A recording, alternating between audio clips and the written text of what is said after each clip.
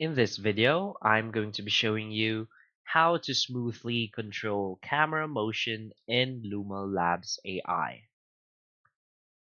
So the first thing that you want to do is head over to your web browser and go to Luma Labs AI or lumalabs.ai. So this is the official website of Luma Labs. Now from here, simply click on Try Now. And now let's just sign in with our accounts. So from here, I'm just going to sign up. Click on X, so start a board, and as you can see, we can now create a prompt right here. So first, let's upload our image.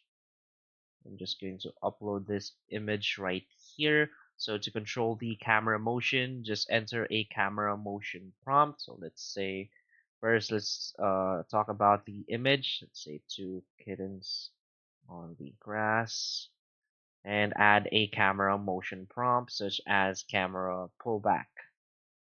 Or as you can see, when you put in camera right here, you will see all of these different prompts right here.